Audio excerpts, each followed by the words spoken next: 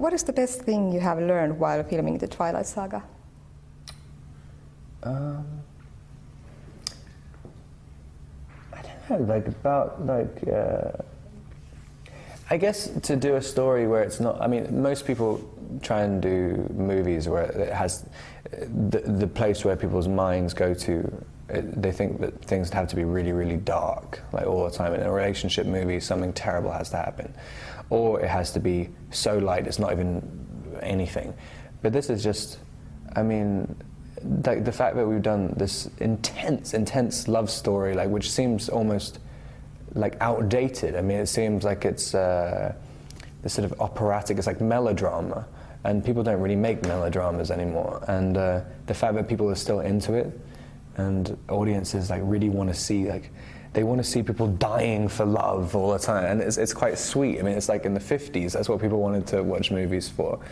And I think the Twilight movies are one of the only things that really puts that at the forefront. I mean, it's changed now because everyone's copied Twilight. But at the time, it was when the first one came out, there was nothing like it around. So it's quite sweet to know that people are still interested in that. Why aren't you here with Bella, played by Kristen Stewart? Because she is working in London. She's doing Snow White, and so I think she could only do, I think, a week of press. And so it's like last year, I only did a week because I was shooting Water for Elephants. It's annoying though. She's good at answering interview questions. So we haven't needed her help there? I know, literally, like in the press conference, I mean, Ashley's good as well, but like, Kristen will talk for ages, so I'll just kind of sit there and she'll just keep talking and I don't make a fool out of myself. Edward is just a good-mannered guy. What bad habits do you have? I mean, a lot. I mean, in terms of like manners and stuff, I guess I try and be nice to people, generally. But yeah, I probably have a million vices, and I'm not like the tidiest person in the world. Like, don't have much respect for public property. Come on, keep it coming, come on. And I just suddenly started using it like a therapy. And now I want to tell you this. It sounds good. What is the weirdest thing that a fan has asked you to do? I don't know. I mean, it's never really that weird. They used to be weird. Like on the first movie, people would come up with much stranger things. Like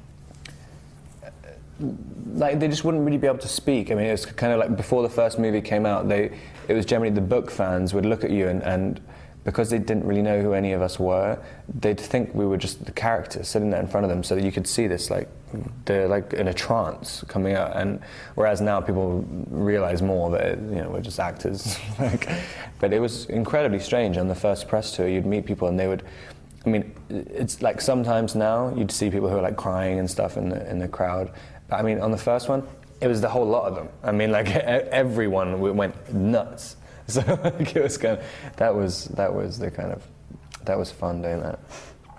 Well, talking about going nuts, how does it feel when women all over the world are going nuts because of you? I mean, it's always just to do with the character. I mean, you kind of like, I mean, you always realize that, you know, if people saw you in reality, that there's nothing to go nuts about. I mean, just kind of like, you know, it's people's imaginations. And I guess that's my business.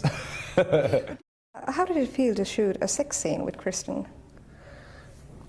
I mean, sex scenes are generally like the easiest things in the world to shoot. I mean, they're just kind of, because you just do it. I mean, it's not like you can get it wrong, like, unless you're like weird or something.